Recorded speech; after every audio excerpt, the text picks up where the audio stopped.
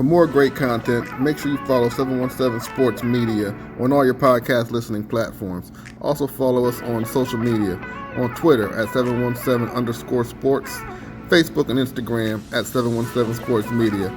We're also checking on our website daily for your daily news and sports videos at 717sportsmedia.com.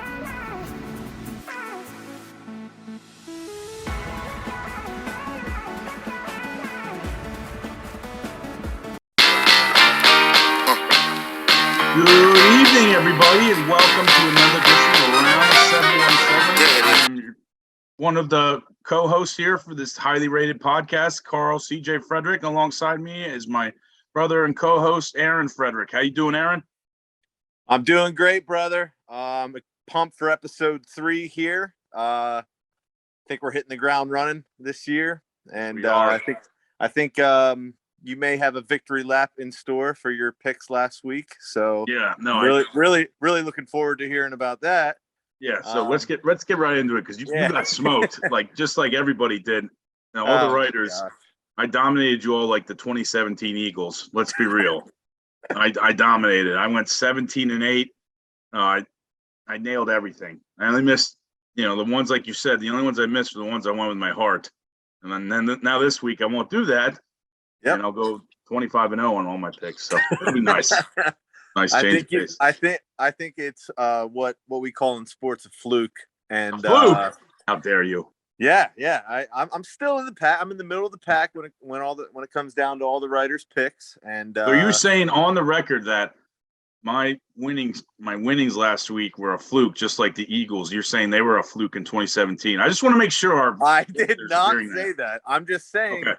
Your week last week should have an asterisk next to it, just because it was a fluke. It was a phantom. But it happened. Didn't the Eagles Super Bowl happen too? Yeah, but that was all heart. That was the dog mentality. I'm the same dog here. Who taught you how to be an Eagles fan? True. All right, you got me there. Who taught you everything you know? Let's calm down, okay? Okay, older brother. Let's so recapping, which all of us did pretty well in our picks. I went 17-8. You and Mr. Logan Moyer went 16-9. Matt the Obernator Ober went 15-10, and Colin Tank Tops Richardson went 14-11. My other two guys, Stephen McCloskey and Scott Geibel, they're bringing up the rear as expected, but overall, it was a pretty banner week. We all did pretty good, and we had a lot of coverage out there, which we can't thank everybody enough for. So let's recap some of the games. And first one, I just want to get out of the way. Huge letdown. I don't want to spend a ton of time on it, but how about LS just stomping Penn Manor 35-0? Yeah, that one hurt deep into my soul. Seeing my Comets get just absolutely beaten down. 35-0 was the total. 35-0, and it could have been worse. I mean, we had Stephen McCloskey at the game. He did a nice job covering. It was over at halftime. It was, in terms of, for those who don't know, we're, Aaron and I are Penn Manor alums, and, we still follow them at heart. We have a lot, good friends on staff. Aaron coached a lot of the kids on staff back in the youth league. So it still bothers us, to see them struggling. I'm not really, I'm not saying I'm surprised they lost, but I'm just more disappointed in the outcome, because I saw LS the week before, and I'm not, again, LS is good. They've been good for a while. I wasn't overly impressed with them after week 1, and I thought this was year, because all the hoopla Penn Manor's been getting, I thought this was the year they were going to take it, but just wasn't meant to be. Yeah, and it's just such a tough game. Second game on the schedule. You're still not sure, any team what kind of team you are, and we talked about it on last week's episode, but LS was hungry. They were upset about losing that close one to Solanco in week 1. And when you're Penn Manor going into LS, I know that the tradition hasn't changed. It's not an easy place to go to and play there on the road, even though it's like 15 minutes away. but right.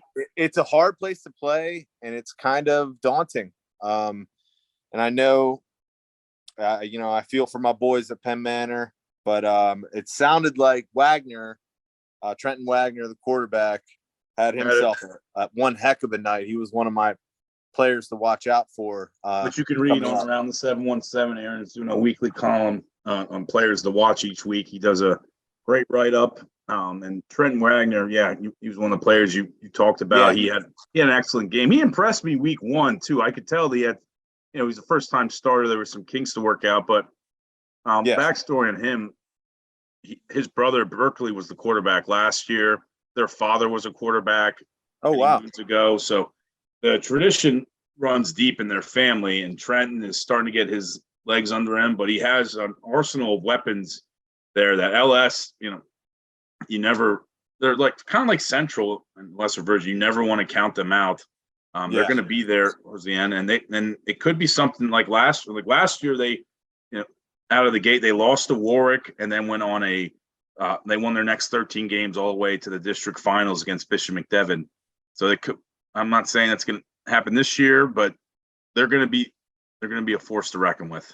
Yeah, and it sounds like they just got carried away with that win. I mean, I wrote it down because there's so many ridiculous stats, and I just can't wrap my head around them. 12 for 15, which is very efficient. For 175, it's not a crazy amount of yards, 3 passing TDs, but yeah, he's just got a lot of weapons at his disposal with Carson Coleman. He's their stud running back. He's the running back. They're really talented on the outside too, which I thought they would struggle, but after seeing them week 1, you can tell they have some playmakers. And Hunter Hildebrand's a stud. He had a 60-yard touchdown. Damaji Gray is another receiver. He's a playmaker. Jackson Eaters, he's back healthy. And they're big up front. They're gonna be a force to reckon with. They go out to Kennerdale this week, who was a smaller school, but they had a great run last year. LS smacked them up in the playoffs. I don't think LS is going to have much trouble with them. I know Kennerdale kind of had one of those magical runs, and they lost a lot of seniors. And we'll get into the picks in a little bit. Yeah, but so I think trying to think about it more positively for Penn Manor, losing to LS in week 2. Yes, it was a terrible loss, and I'm sure that Coach Brubaker and Coach Boas, they're right back at it this week, heading into Solanco, and I don't think it's a season killer for them. I'm not saying hope not. Yeah, I really hope it isn't, and I don't think it is. It's just it was a trap game in my opinion, and it wound up that way. So yeah, it could have been. It might have been a trap game. I know Penn Manor has been really banged up with injuries. Adam Dittmer's out for a couple more weeks. QJ Hanna, their longtime starting linebacker, is out for the season. That's a big blow, and they've been dealing with injuries. But so is LS. I mean, that's no excuse. And I will say this: and what you're saying, Penn Manor last year, a similar thing happened. They got a shutout by LS week 2, 31-0, and then they ripped off 3 wins in a row to start the year out 4-1. That's what I mean. Yeah. I mean, who knows? It was more discouraging the fact that last year's team that lost the Penn Manor, LS beat 31-0. LS was a loaded squad, and I don't see that yet happening this year with this LS team. I haven't seen enough of them, and it's so early in the season. Yeah. But you knew that about LS early on. They had Nick Del Grande, they had Bo Heiser, they had Berkeley Wagner, they had Giovanni Malatesta. We've talked about them all. They're all playing college football or baseball right now. Malatesta's playing college. He's at Cecil College playing baseball, but he was a nice player for them. So that didn't surprise me.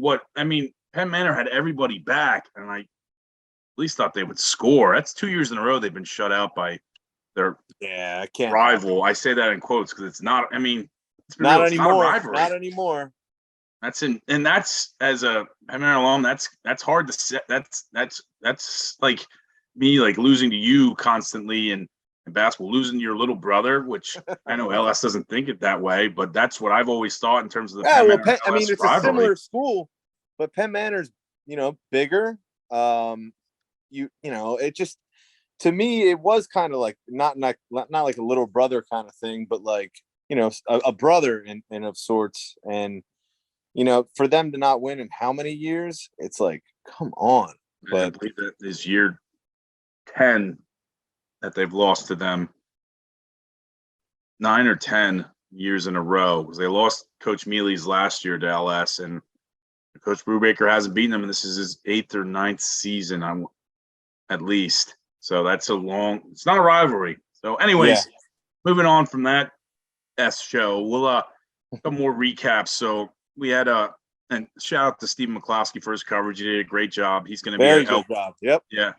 He's doing an excellent job. He's going to Elko at Columbia, which is maybe one of the best games in the league this Friday. That one's a good one. Yeah, no, he'll have a great time at that. I'm excited to follow him. And you know what? So let's talk about that. So those are two, like, and in terms of teams, they're two different styles. Elko, loves the pound the rock. I don't believe they run the veer, but they run something similar. Whereas Columbia spreads it out. They love the throw. They got, this guy, DeJean Giles, who's replacing Robert Footman, who is just picking up right where Footman left off. And Columbia has been rolling. They smacked up Eastern York, and then they just turned around last week and took it to Hanover pretty handily. So that'll be a fun one for Stephen to cover.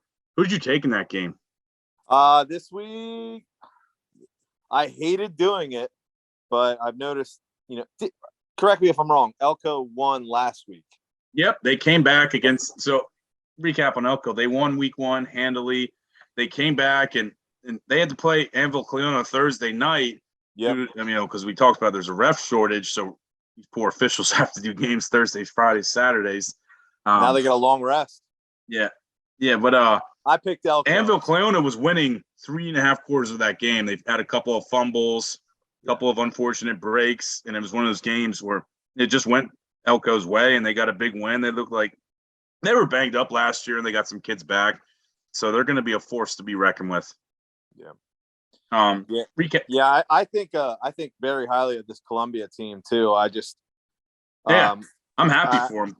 I have Elko winning this one. I think it's going to be a very close game. McCloskey's going to have a great experience there. The thing about this game is that if Columbia has to, actually they both have to, but it's the team who scores the most points wins the game. But no, it's one of those things. If Elko gets out in front and gets a few stops, they're going to bleed the clock, old school style. And I don't know if Columbia will have the forces to stop it. If Columbia gets out in front with a few scores, they can run away with this thing. That's if that makes any sense. It's anybody's game. It's two contrasting styles. You got to love it. Yeah, absolutely. That's a great one. Yeah. So we'll have Steven at that game. You did take let's scroll down your picks that I just submitted tonight. Thank you to all of our writers. You took Elko too. Yeah. I took Elko. We both got Elko in that. Only Colin, who we're going to have on in a few minutes, and Scott took Columbia. So Columbia, I hope Columbia reads that, because I know they read our stuff, and I love Columbia. Oh, they're awesome. I hope to get out there. They have a loyal fan base. If you get a chance to go out to a game out in Columbia, it's a great time. They read our stuff, and they're going to. I know they all read it. I think all of us picked Eastern York.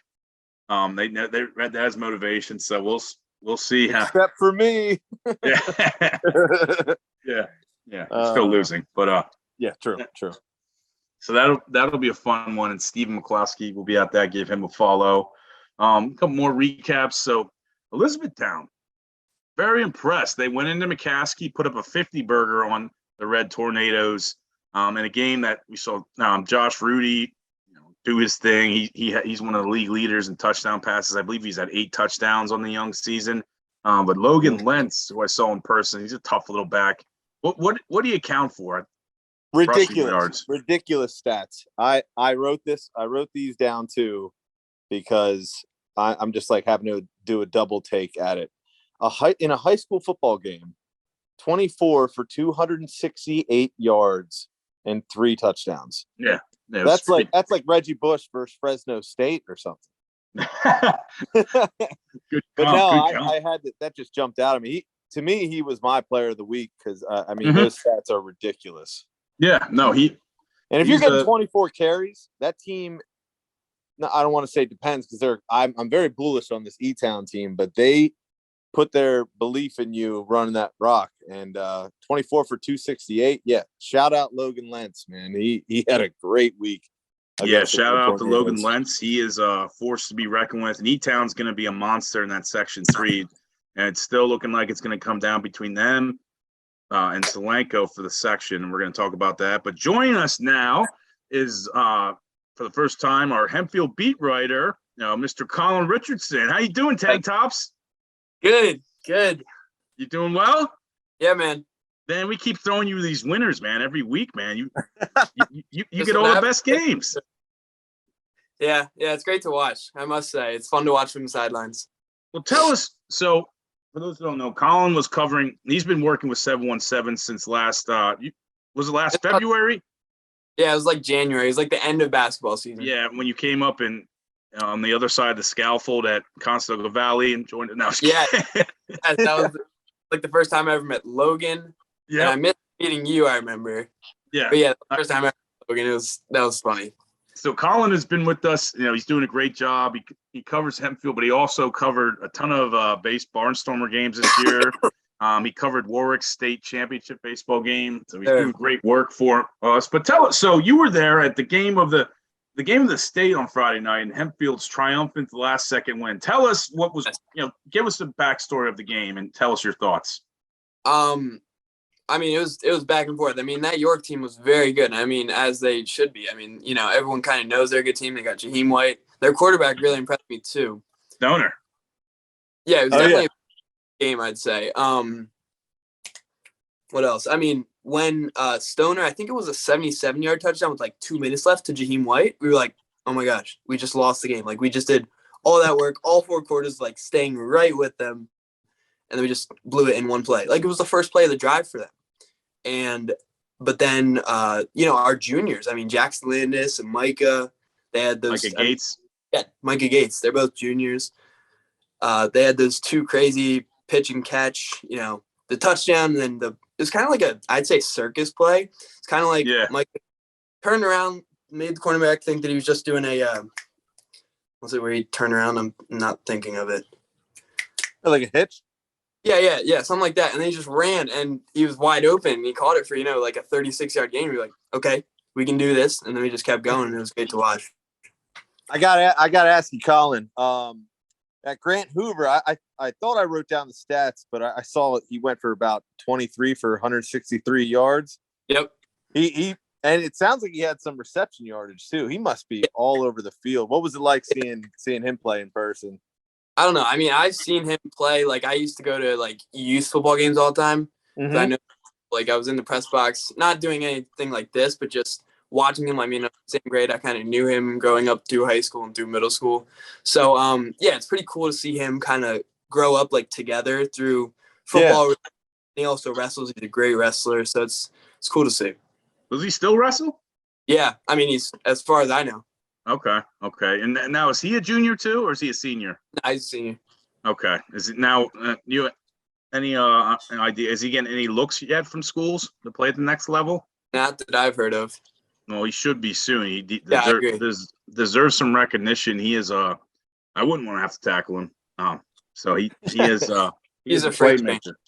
Yeah. No. Talk about now Hempfield in back-to-back impressive wins. They got to turn right around and they got Central York this week, which again we're hooking you up with the best game in the state. That's right. Yep. Tell us about that matchup. What concerns you about facing a general powerhouse in Central York? I haven't really actually done my total homework on Central York. All I know is that they don't have Bo. I don't know how to say his last name. Pribula. Yeah, that one. I mean, he's at Penn State now, so I can't complain. I'm a Penn State fan too. Hey, there we go. Finally, we get another Penn Stater. Right. That's all I really know about them so far. I think I've heard that their defense is pretty solid, and I mean that'll be good to see going against. I want to say Jackson Landis, but I can't say for a fact. Egger. He talked to me after the game. He was talking about he's still getting Stephen Ketch. He's a really good quarterback. Yes, he is. He has a really strong arm. So he's kind of getting him healthy. So it might just be kind of a like cycle of maybe Landis for a drive and then okay Harris still. So. that's what I've kind of heard. But I want to say it's Jackson Landis to start. But it should be a good game. Our offense against their defense, I would definitely say. But Carl, that sounds usually what for those that don't know, what Colin hears usually tends to be true. So that's really interesting too, because Jackson Landis has come out of the gate on fire. Yeah.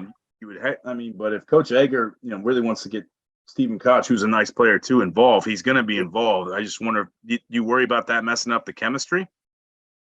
I would say no. That was another thing that Egger kind of talked about, where like he said, I think I put it in the actual writing I did for this past week's game, where he said the whole quarter, like an incredible, group of guys, and I'd have to agree. I mean, I know at least. I mean, both of the catches. There's a younger one, Derek Catch.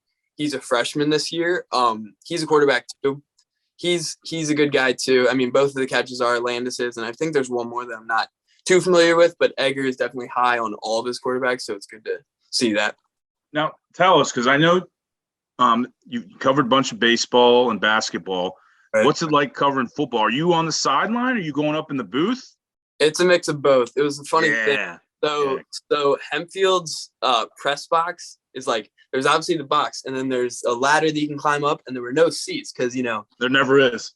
That was what I had to do. And it was a good view. It was actually a really good view up there. You could see obviously the whole field, and you weren't blocked by like the window, dividers. And so it was a good experience to be up there. I mean, I'm not a big heights guy, but that was fun. Like I wasn't even thinking. I like the videos you were posting on Twitter, man. I was loving that. Yeah. Man. Yeah. You did a great job covering that game. Because I kept looking at the score. I'm like, man, this seems like a crazy game. And I saw the videos. I'm like, yes, I need more of this. Right. It was a funny thing about the videos, because I don't know if you guys saw, but in the touchdown, the game-winning touchdown, I was looking at the actual play, right? And I didn't move the phone with me, and that was the funny thing about it. Like that is funny. You caught it. That was the funny part of the whole. That's fun. That's great. You got a lot of views at that. I mean, I love did. It. I always praise your work, because you're working hard and you're great, getting good content, and your home school is giving you a lot to write about, man. Yes, I agree. It's great to watch. Now, we'll let you go on this one. So, and just be honest, don't do your Hempfield homer stuff that you always do in your text messages. Does Hempfield have a legit shot of winning sections this year? Yes or no? It's going to go a lot into the township game, I would say, because I think Wilson is going to be, I put that down as a 50-50 loss, I think, in my predictions before the season. And so I think if maybe township can somehow beat Wilson, I think the three teams are definitely going to be Wilson, us, and township at the top of section 1. Yep. And I think that we have a good chance to maybe all three tie, maybe it's just two, or maybe it's just one of us. And Hempfield homer again, hopefully it's just Hempfield.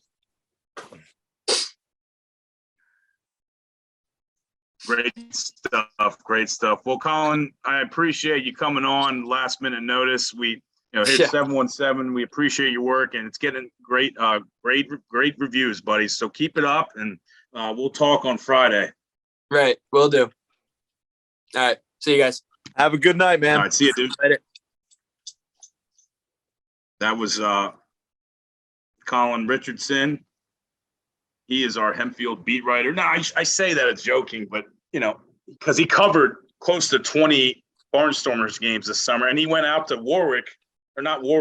when they played at State College for the baseball state championship this past year. He just loves to do it. And we're really happy to have him on board. And he did a good job of hiding his Hempfield love, sort of. Anyway. Absolutely. No, he's got a great future ahead of him, man. He's good on the picks, and you can tell he's knowledgeable. But I really I appreciated the coverage of that game, and I mean, he's got a great school. Obviously, I thought of Hempfield as a rival, but growing up, going there and stuff, it would be a cool school to be a big fan of, and being able to cover some of their games. It's a good experience for him. It's funny. He mentioned Manheim Township, and he mentioned off the record. You probably know this. Manheim Township and Hempfield, that is a rivalry that can be compared to like Eagles, Cowboys, or Ravens, Steelers in terms of the hatred. And up until last year, Township had kind of gotten the best of Hempfield, and Hempfield got last year. I know Township is still smarting from that, but even like if you talk to people like our cousin David, for those who don't know, was a Hempfield graduate many moons ago. He was a big time soccer player. I saw him this weekend. He even talked about his hatred to this day for Manheim Township. Him and his family live out in Manheim Township. So I remember feeling, and I'm sure it's probably still the same, but I remember feeling going to Penn Manor that like, man, they don't even acknowledge us as a rival. They just think of each other as rivals. And we weren't really quite on the map yet at that point. And I remember hearing about this rivalry, and it's legit, man. They do not like each other, and it's two really good schools and really good programs. Yeah, I personally, I love the rivalry. It's fun to watch as a reporter / fan, and that doesn't go away. So I saw Colin kind of mention that. He's like, "Yeah, I mean, I'm Township." He kind of, his teeth kind of grin. So that'll be a fun one. Recap. As you know, Hempfield won. The last 12 seconds, Landis threw a rope to Micah Gates. They're both juniors too. Hempfield, man, they're going to be good for a while. Yeah, and that's another thing Colin had really good insight on. I didn't know any of that stuff about the quarterbacks. And so, I mean, it sounds like they've got a nice young core there with Coach Egger. He kind of broke that's juicy material that he broke there too about them rotating quarterbacks. I know. He's not lying. He did put that in his article. He put that out. And I wonder if Coach Egger sees that. It's like, oh, what are you doing? Or because I know they're close or something like that. Yeah, could be revealing something. Because I would not personally. I think this Landis kid. I wouldn't mess with their chemistry right now. But I know I've heard good things about Stephen Koch, and if Coach Egger, who knows a lot more about coaching football than I do, wants to put him in, he's going to go in, and it'll probably work out. Yeah, I'm sure there's ways they can both make plays, and it sounds like, right now I say go with what you're doing because you're winning football games. I've just never been a fan of the two quarterback look going back. I mean, me neither. at any level, I don't think it works. I remember when the Eagles signed Michael Vick for those specific reasons, he was going to spell Donovan. I knew right away that wasn't going to work, and it didn't. They got rid of Donovan the next year. Just so Vic could be. I mean, it was supposed to be Cobb, but then he got hurt. But I don't know. It just seems to mess up chemistry, mess up the rhythm of a game. But I don't know. Egger knows more than we do, so we'll see. So they had a big time win over York. York starts the year out 0-2, and they have to face Carlisle. So York's playoff chances are honestly coming down to this week because unlike most teams will have 10 games, they only have 9. They lost one game. I forget what the issue was, but then they'll have Carlisle. They'll still have to play Central York, a few other teams up in the YAIAA. So York's got a tough road ahead for them. It's been kind of a disappointing start. Definitely. And then, like she said, Colin will be covering Central York as they come to town to face Hempfield. Now, Central York is still good, but they're not. He's right. They don't have that guy, Bo Perbrula, one of the best quarterbacks to come out of the state in quite some time. He is, running a scout team right now for Penn State. But they don't have him. They don't have Carter Glassmeyer, their big time linebacker. What they do have is an agile quarterback, and Jules Groff, I believe his name is, that runs around, makes plays. But they're still trying to find themselves. They had a tough loss to Cumberland Valley. So that'll be no pushover. I mean, there's no layups in these schedulings. So Hempfield's got to, they can't like jump, think ahead to section play because they got Central York. And if they go they're 3-0 going into section play, and people are going to start talking about the Black Knights more. Absolutely. So recap, I was at Manheim Township, Blue Streak Boulevard, to watch them beat the piss out of Dallastown. What a goose egg Dallastown laid. They just looked like, watching that game in warm-ups, Manheim Township, they were hyped up, jumping around, first home game of the season. They were pissed off about blowing that game against Cumberland Valley. You could tell. And Dallastown's on the other side, just warming up. It just looked early on, they were going through the motions. That was really disappointing considering, they have this new head coach who everybody's been thriving, loving, talking about, and Levi Murphy. But they also have Kenny Johnson, who's going to Pittsburgh. They have another receiver. They just, I didn't understand their identity offensively, and Manheim Township just stepped on their throats and never let up. Yeah, hey, we talked about this on last week. I said at least 2 you were touchdowns. Right. You did say that, didn't you? Yeah, I don't know. I had a feeling about that one. I don't think I see Dallastown having much success. I don't like being negative about teams, but it sounds like they have this Kenny Johnson, and maybe they're not sure how to get the ball to him. It didn't look like it Friday night. I mean, even when they would go up top, the quarterback and him were just totally off sync. I wonder how Dallastown will do this year. Going in, I'll be honest, it does help them playing in the YAIA because they could rip off a few wins, but they weren't near the team I saw last year that, went 6-4, but they were competitive. They battled a good York team. They battled Central York. This team, Township was up 21-0 to start the second quarter. It was 28-0 at halftime. And it ended up being 40-0. But, Coach Evans called off the dogs. He had Hayden Johnson be out early in the third quarter in preparation for their matchup for Harrisburg. So just a disappointing effort by Dallastown, but Manheim Township, they were worth the hype. I think they're the best team in the section, my personal opinion. Yeah, I'm starting to kind of be there with you, and I wanted to get your opinion on Nick Good. He was one of my players to watch. Yes. Again, article on 717 Sports that I write every week. He had 3 TDs in the first half. Yeah, it was interesting. He's a great kid. He's a junior. He played a lot as a sophomore. I talked with him after the game, and I'm going to have an interview coming up with him this week in my preview article because I'm going to be at their game out at Harrisburg on Saturday. It was because Township has a lot of weapons. They have Landon Kennel, he's a big time receiver. They have Jake Lawbacks, a big time running back. They got a couple other nice pieces on the outside, but really their game plan was to get him involved. He caught a touchdown on the second play from scrimmage, out of the backfield, and then he, pinballed his way in from 9 yards out, and later in the first quarter, and then he had a couple of big punt returns, and then later in the second quarter on a 4th and 7, he got free for about a 38-yard touchdown pass on a rope from Hayden Johnson. So I was curious. I asked him for this. I'm curious for his thoughts of why he was so integral to their game plan this week. So I'll be interested to hear what he has to say. Because talking with him after the game, he was adamant that they have a chip on their shoulder. Everybody thinks they lost a lot from last year between Anthony Ivy and a couple of the linemen they lost. But, if you watch Township on Friday night, they're for real. Oh, yeah. Yeah, and I with them, they're the kind of program that I know that they're going to – it's just like watching the new crop roll in every year. They're going to have guys who supplant the guys beforehand. And I think they're starting to see, I really like what I see on film of Kennel. Seems like a good possession receiver. Mm-hmm. And obviously Hayden Johnson, he's elite. I think he's one of the best quarterbacks in the section. I think the sky is the limit for the Blue Streaks this year. And that's 3 TDs in one half. Again, man, these stats are ridiculous. I know.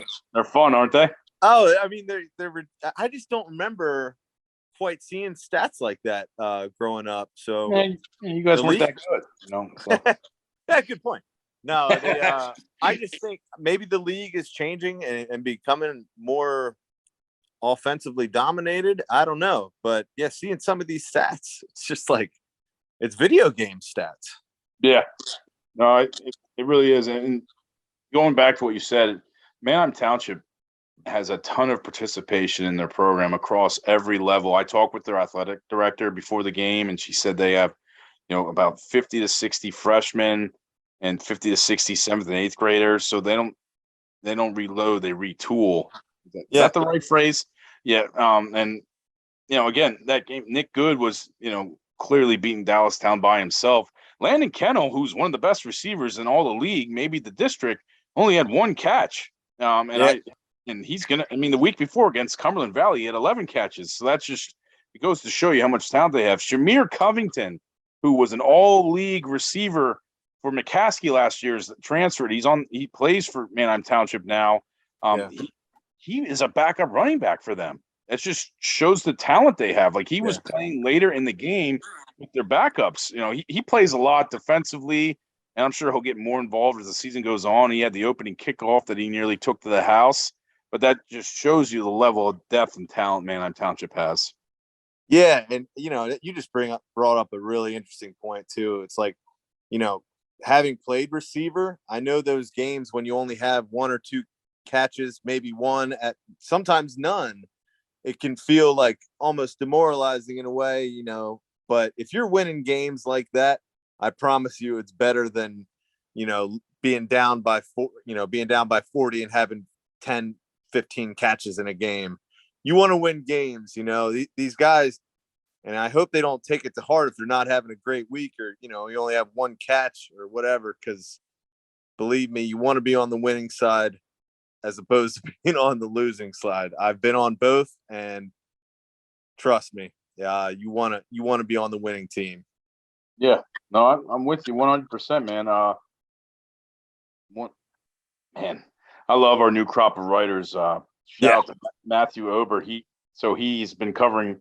He went out to Penn Manor CV week 1. He's going to do mostly Donegal because he works for them. And they, unfortunately got whooped by York Suburban. But he just sent me a tweet, or the 717 account, a quick update that Hamburg is playing Eastern York on Friday. I saw that. Yeah. He sent me a notification about it. So great job to him. Great job to Colin. Great job to Steven and Scott Geibel as well. And Jeremiah Miller. He's covering McCaskey for us. So that's the stuff we're looking for. So that's great. Switching gears, some more recaps. Ephrata, finally, after nearly 20 years, taking down Warwick, their arch rival, who they haven't beaten since 2005. Big time win for the Mountaineers. Absolutely. Yeah. I think we were texting about that one. That saved my night because to be honest with you, I was upset about Penn Manor's drubbing, and McCaskey was getting drubbed, which I sort of expected, but that's another story. And it's a great win for that coach. Coach Miller. Yeah. And just watching the scores, it's just one of those games where you're like, man, I wish I was there. But I picked Warwick based off history. I'll be honest with you. I based it off history. I did too, dude. Thinking, all right, they haven't beaten them in so long, and Warwick, believe they were coming off a loss. They were 0-1. So I figured they'd be hungry, and they'd blown a 2-touchdown lead to Cocalico the week before. Yeah. So it was as advertised. It was a great game, and I love changes in the league, and like when you see something like you haven't beaten a team since 2005 and you win that, I love that kind of stuff. So I wasn't mad that I picked Warwick and lost that one. Like I really wasn't. I'm happy for Ephrata, and I think what was the name of the award that they win for that game? The Great Male Awards. Hold on. I knew you were going to ask that. I should have had that ready. No, it's something male award, but I thought it was funny, and I didn't realize it was a rivalry, to be honest with you. It has been. And well, again, it's one of those things. Is it really a rivalry when the team's beating them so much? I'm trying to look this up now. But anyways, Ephrata really bounced back after losing a heartbreaker to Red Lion. And they're a school, we had Coach Miller on that, they're easy to get behind. He's a guy that's put a lot of work in, and he's kept these kids together. Andre Weidman, Quentin Foffs, Weston Knoll. They got a lot of playmakers that have played together for a long time, and they were able to come through. I'm trying to find the name of that stinking bowl. It's killing me. But either way, the Mountaineers are 1-1, and where is this result? First time since 2005. I'm telling you, it's like the Great Male Award or something like that. Yeah, I'll find it here in a second. But, Ephrata is another team, too, down in Section 3. don't want to dismiss them. I kind of did, to be honest with you, after the George Mayle Trophy. There it is. They finally won the George Mayle Trophy. First time since 2005. So shout out to the Mountaineers. Shout out to Coach Miller, Andre Weidman. I've interviewed him. He's a great kid, one of the top backs in the league. So that was stoked for them because they're, these schools. I mean, when you get to know these players and coaches, especially schools like that where a win or a loss can turn a season. I'll be honest, when they lost the Red Line, I don't want to say I was being a pessimist, but I was kind of thinking, oh, is it the same old effort up? But now they come back and beat Warwick, who will be good. I know Warwick's off to a slow start, but they'll find their footing here soon. And to beat a Warwick team like that can springball their season. Yeah, and I like seeing that. One loss like that, getting crushed is one thing, but these close games, it's a good sign of things to come because it means there's going to be a lot more close games. I personally think so. And I think this coming week, we're going to see a lot more of that. Hopefully, I don't want to see these shutouts, man. I want to see shootouts, not shutouts. I know that's all. Not only I cover shootouts, at least one hand. So you got lucky. So jumping into the week 3 games, we have up first. Speaking of Warwick, and a sneaky underrated game. I'm talking like all the writers had a hard time picking it. Warwick at Cedar Crest. We both have Cedar Crest, but that'll be a fun one. Yeah, I think Cedar Crest might be. I think this is a good test for them. They're 2-0, and Cedar I think Crest they might be legit, man. I tend to agree. Now Cedar Crest doesn't get enough credit because they finished middle of the pack last year. They had some big time wins. They had a big win against Hempfield. But when we just had Colin on, who knows Section 1 just as good as anybody. And when you talk most people around the league about Section 1, you think of Hempfield, Township, and Wilson. You don't think of Cedar Crest yet, but they have a lot of talent up there. Jay Huber's an excellent quarterback. He's off to a great start. It looks like they got a solid defense. They could be, if they pull off this win against Warwick, and Warwick's got to be hungry. They're in the hunt. They're in the hunt if they pull this one out. Yeah. That's so we both have Cedar Crest in that one. Going down some of the more bigger games, so we both took Hempfield. I think everybody took Hempfield across the board, just so you know. Yeah, I had a feeling that a lot of picks would be similar this week, but we'll see. No, mine are better, but anyway. So McCaskey, Cedar Cliff at McCaskey. I'll be honest, I don't know a ton about Cedar Cliff, but I know McCaskey. I don't want to downplay. They got that thrilling win against John Bartram, but they kind of came back to life. E-Town just. We talked about earlier. They went up and down the field on them to score 50 burger in McCaskey at the Barney Ewell complex. We both have Cedar Cliff. I just think Rimash, who we interviewed in episode 1, has a lot of talent, but he's throwing he's got younger guys he's throwing to, and it's a young core there at McCaskey. So I don't know if they're going to go in and beat a Cedar Cliff team, and I pick Cedar Cliff just because. Yeah, no, just because it's fair enough. So another what could be a sneaky good game. Now it's lost a little momentum after the Commons, laid an egg. Is Solanco at Penn Manor? We both took Solanco. Yeah, this one kind of hurts to do even more than picking LS last week. But it sounds to me that Penn Manor's beat up, they're injured. They're coming off a really tough one. But like I said earlier, I don't want them getting crushed by LS to be a season killer. And, Solanco's good, but they're not unbeatable, I don't believe. But I do have Solanco edging them out in this one. But I think Penn Manor puts up a much, much better fight in this one than they did against them. For whatever reason, they always do. I mean, Tony Cox has done a tremendous job at Solanco, and they're a really good team. They are my pick to win Section 3 after watching them week 1. They had Another nice win against a good Cocalico team, 21-7, a tough fought game. And they got 24 seniors. They got some stud running backs, some playmakers on the outside. They're big up front. Now, I'll say this, Penn Manor always plays them for whatever reason much better than they do LS. And they've beaten them the last 2 years. So we'll see if the Commons can rewrite the ship after pulling a nothing burger against the Pioneers in LS. But we both took Solanco. It's more of the bigger games. Martin Luther King, they typically struggle. They're at Wilson. Wilson's going to win that in a rout. Another fun game. The Conestoga Valley had a nice bounce back win. They traveled to Garden Spot to face the Sparties. I got Garden Spot, man. For some reason, they've been my lucky pick this year, and I think they're having a good season. And I think CV, not that they're not going to have a good season, but just looking at the teams they've played, what we've seen so far, I think Garden Spot takes this one probably in a two touchdown win. Yeah, that's what it sounds about right. I mean, Garden Spot's carrying on the momentum from last year that they finished the 5-5. They won, I believe they won their last 3 games, and they've won their first 2 games to start this year.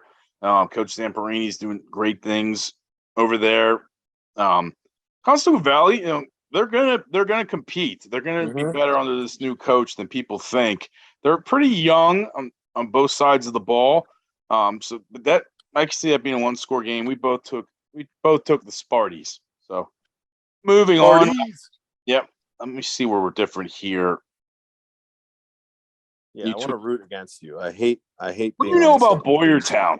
You took Boyertown over Governor Mifflin. What do you know about them that I don't?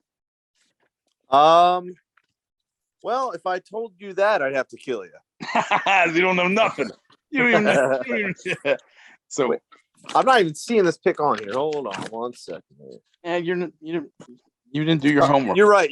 No. I did do my research. Boyertown, believe they're coming off a win. And Governor Mifflin has been a tough pick for me this year. So I decided to go with my instinct and go with Boyertown. I went with Mifflin. We're different on that one. Mifflin, you're right, though. They've been a big letdown. They got stomped by Carlisle last week, but Carlisle's good. I'll say that. When you lose the best running back in the nation, and Nick Singleton, who's playing for the Nittany Lions and going to be one of the best running backs in the Big Ten this year. When you lose that on your team, it's tough to come back the next year and be as dominant. But yeah, I got Boyertown. Yeah, no, I got Governor Mifflin. That's one we differed on. Cocalico and Manheim Central. Ooh, that'll be a fun one. That's they did have a nice tradition. They're one of the schools. They got Cocalico went to Section 4, Manheim Central Section 2. So I don't know if they'll be able to do this every year going forward. But this is a great rivalry. Manheim Central got them last year. We both have Central at home. Manheim Central looks like they're going to be a state power, in my opinion. Yeah, and I saw on PA Football News that they are now ranked in their what am I looking for? Not section. No, we have a new state ranking. So full disclosure, I work for PA Football News too, and we do a weekly state chat discussion, and we have them ranked. I believe was it 8th in the state. Yeah, and I think the ranking is legit. I think this team is very well coached. Zach Hahn, he can throw all over the field. They run good play schemes that I kind of fell in love with the offense when I saw them in person. And they got all their receivers are good in their own way. And obviously you got the Rocco Doherty on defense, who just makes plays all over the field. And that team they beat in Immaculata is apparently one of the best teams in New Jersey. And that was one of the better games last Friday that Manheim Central won in double overtime. So shout out to the Barons starting out the year back. They belong 2-0, and we both look for them to go 3-0. Going down. So this is one I was confused on because I don't know much about Lower Dolphin. I do know Elizabethtown looks pretty legit. And that is Elizabethtown at Lower Dolphin. You are going with – you took E-Town, and I took Lower Dolphin. Now, I could look like a fool in this because I don't know a ton about Lower Dolphin. I can't honestly say if they're a powerhouse or not. It just kind of went with my gut instinct on that. Yeah. But that's a fun one. That's going to be at Hershey Park Stadium. Wow. Okay. Yeah, I just saw that now. That's an awesome game. Okay. Yeah. No. So side note, but one of my college teammates, Coach Josh Borelli, Yes. is the head coach there at Lower Dolphin, and they're coming off a win, and E-Town's on a roll, and this is a different team, kind of from different area. I just think there could be some fireworks offensively, and you're coming. Not to say anything bad about McCaskey, but I do think Lower Dolphin is an upgrade, and from what I hear, they're on the rise. So it could be tough, but I do think E-Town's going to pull it out. But I think this is going to be one of these games that ends up in a shootout. I'm hoping. No, I don't see how it won't be. I mean, E-Town looks like they're going to average 45 points a year, and they might give up 40, but they'll still be a district playoff team in my mind. Coach Stokes has their offense humming. I mean, he said it after week 1 when they beat Donegal. He wanted to put 50 on them. They put 43 on a solid Donegal squad. So who knows what they're going to, do they put up 50 against a Section 1 school? I bet you're right. That'll be a shootout. So that's one we differed on. You have E-Town. I took Lower Dolphins. Sorry, Coach Stokes. Donegal at Palmyra. I'm going to get this on the record. I love what Donegal does, and I was a big fan of watching them last year. I think if they don't win this game, Matt Ober would tell you they might not win a game all season, and he works for the staff. They go out to Palmyra. Palmyra had a struggle with Lebanon week 1. Can't recall what they did last week, but Donegal's got to get this one before section play begins. Let me see if I can find what happened with Palmyra last week. I know they had a struggle with Lebanon. That was kind of a back and forth game, not to downplay Lebanon. I know they're working hard. But Donegal, they had a lot of pieces back from last year, and those pieces are playing well. Noah War is a stud linebacker / running back / do it all. Like, he kicks their extra points and field goals. John Holmes, when he gets the ball, is a nice playmaker. They run that wing T. But they have 30 plus kids, and it's one of those teams that I'm sure Palmyra might be similar, but when they only have about 30 kids, if one or two kids go down, it could be a long year. And then if they don't get this, come Section 4, when you have to face Berks Catholic, LS, Wyomissing, Elko, could be a long season for Donegal. Yeah, and I'm not saying you have to prove. Like, I picked Palmyra. They beat Lebanon. I just saw that. I don't think Donegal has nothing to prove to me, but they got to prove it to themselves that they can win right now. And until I see it, I'm probably not going to pick them. Sorry, I'll say this. Obernator. Sorry to the Obes. The Obernator is going to be heartbroken. He's going to be covering that game for us all the way out. Palmyra. I did take Donegal. You took Palmyra. It's the last time I'm taking them if they let me down. So listen to that, Obernator. We both took Elko at Columbia. We touched on earlier. We're going to have Stephen McCloskey out covering that game for us. He's doing a great job. He's got some ties to the Elko area, so that'll be two contrasting styles. We both have Elko going into Columbia and pulling off the win. Yeah, that's a tough one, man. I don't feel good about it, but Elko looks to be pretty good, and Columbia looks better. I mean, they're like a sleeper for me, so it was a tough one. But I think if they're going to lose one, it might be this week, and then they get back on a roll next week. Yeah, and we both have LS. LS will go to Kennerdale and win that game handily. Sorry, Kennerdale. Sorry, Patrick. I know he coached there and still has friends there, but LS is going to go in there and win that game handily. The last one I want to touch on as we wrap up another scholarly reviewed episode. Octorara at Lancaster Catholic. Now, I want to touch on this because I know Lancaster Catholic reads our site and they read our picks and they've used it as motivation. We all picked Lancaster Catholic. All the writers picked Lancaster Catholic. Yeah, so everybody's copying me now. Yeah, you're just saying that. You're just hoping Coach Way's listening. That's why you said that. That's why you picked him week 1 and got lucky. I'm basically a crusader at this point. You can call me a crusader. I'm going to show this to your father. He's going to disown you. Oh, yeah. He's going to disown you after you say that. Maybe I'm doing it in spite of him. That's what you've done your whole life. Right. It's worked out pretty well. No, I think Octorara is a good team. But I think LC, the Crusaders are on a roll, man. Yeah, they are. They're on a crusade. They're trying to win the section. And it has to be mentioned. They are firing to start the year on all sides. Yeah. Offensively, defensively, special teams have been huge for the Crusaders through 2 weeks. And they were not just 2-0. They beat York Catholic and DeLone Catholic, who were 2 playoff teams last year. So they're not beating scrubs. Lancaster Catholic is for real. Yeah, they're for real. I like it, man. Growing up, I did not like Lancaster Catholic at all. So picking them is a new thing for me, but I like it because they're coming through for me. I know they got a good team there, and they're well coached. Shout out Coach Myrino, one of my old coaches.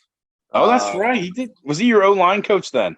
Yeah. So we didn't really talk much, but I know he's a good coach. Yeah, he's a worker. He's a grinder. I know him a little bit. I've known him quite some time. He's a great guy. Yeah, this could be a year Lancaster Catholic. It could come down to them in Columbia for Section 5. So I'm excited to see how that battle plays out. But just so all the Crusader faithfuls are aware, all 6 writers. Is it 6 of us doing picks, or is it 7? Good question. We have Logan in there now. We'll want to talk about in a second.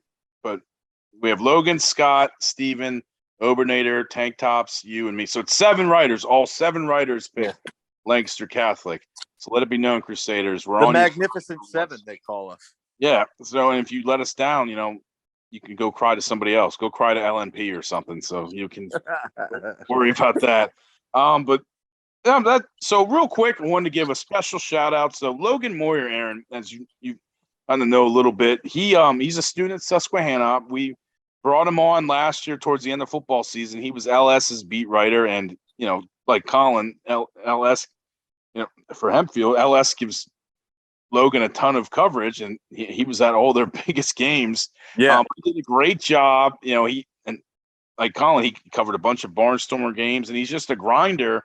Just 2 days ago, he sends a message to myself and Brandon Way saying he's going to start working as a writer for the Daily Item, which is a local newspaper out in Susquehanna. He's going to be a freelance writer for them, covering football and soccer games. So I just want to say congratulations to him. It recognizes all the hard work he's doing, and he's talking with him. He's excited to go, and I wanted to give him a shout out.